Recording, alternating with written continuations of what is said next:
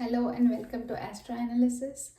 I'm your analyst Swamsita, and in this video we are going to talk about the monthly predictions for the sign of Pisces for September 2025. या अगर आपकी लग्न राशि Pisces है या फिर आपकी चंद्र राशि मीन है तो आप ये वीडियो फॉलो कर सकते हैं.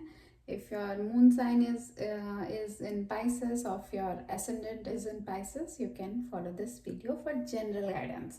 It's not based on your kundli or your birth chart, so I don't have a lot of information. This is just the transit of planets, and it can tell you what kind of support or what kind of support you may not get this month.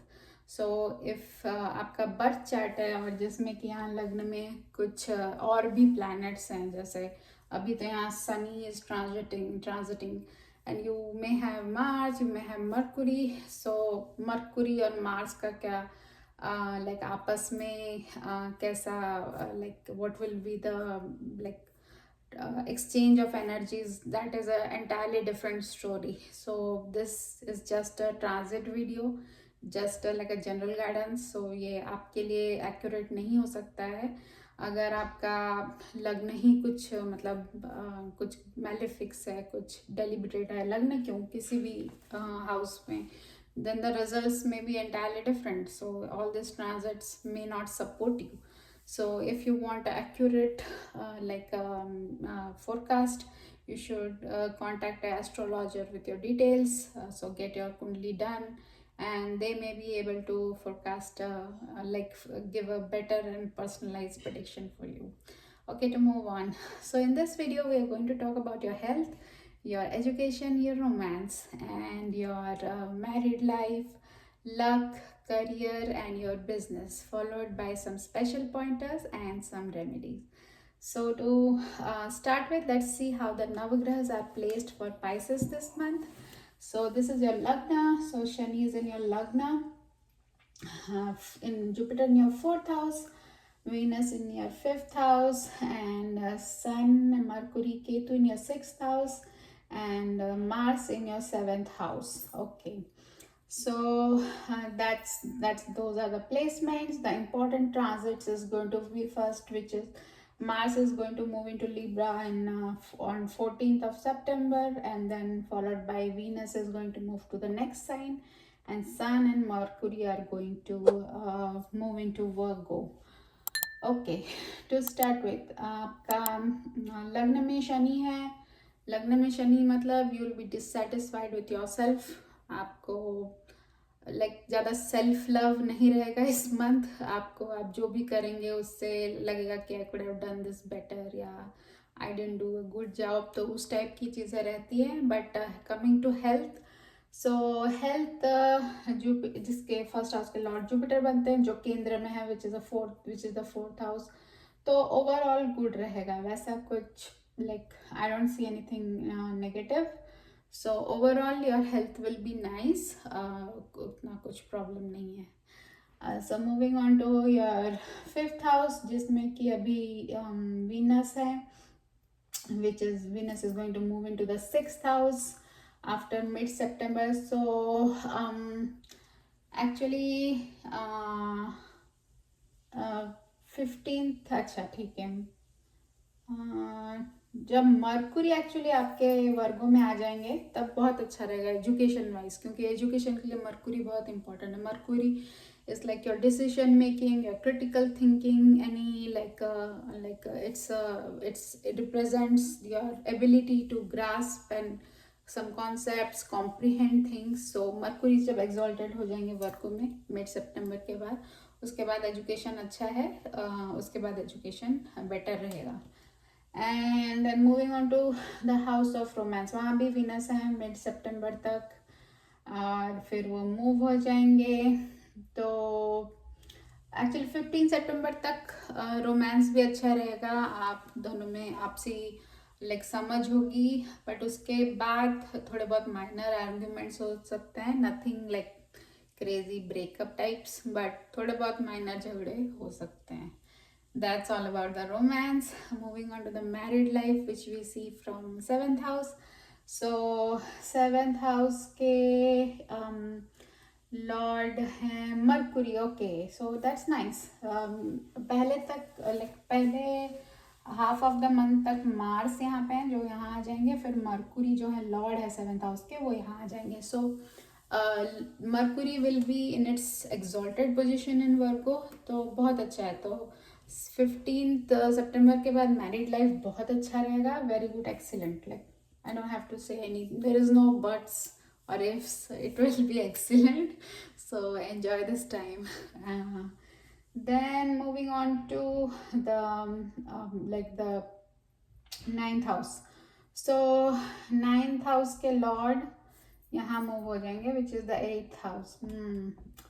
That is not good. So eighth house में ninth का lord आना is not good, and also it's like 12th from itself. So ना luck मैं बोलूँगी, अगर आपको you really need to do something which is critical and important, try to finish it by the first half of the month, because उसके बाद for like some time the luck will not be in your favor. So अगर आपको कुछ important investment करना है, कुछ major decision लेना है, try to do it before the Mars transit which happens on 14th of September. Moving on to the career. So career के Lord आपके बनते हैं Jupiter. Okay, so Jupiter is directly expecting this house which is nice. So Jupiter का aspect बहुत अच्छा होता है. Jupiter आपको आपके करियर में कोई ऑब्स्टैकल्स थे या कोई मतलब आपके साथ कुछ कोई like if there were unfair things at your workplace and there was some like things taking place, so Jupiter उससे आपको बचाएंगे. Jupiter will offer you protection and also offer you new chances. So उसके लिए बहुत अच्छा है. तो but aspect of Saturn भी है, तो उसके लिए आपको 10th aspect of Saturn भी आ रहा है आपके करियर, तो आपको you have to work hard. So you have to work hard, but Jupiter will help you, guide you. So वो भी रहेगा, but work hard तो करना ही पड़ेगा. So I think और 15 सितंबर के बाद आपका अगर आप जॉब चेंज के लिए ढूंढ रहे थे, नया जॉब ढूंढ रहे थे, तो वैसे अपॉर्चुनिटीज़ भी मिल सकते हैं. So that's all about the career. Moving on to the business. Mercury okay, Mercury 7th house में है, नाइस. वीनस 5th हाउस में, नाइस.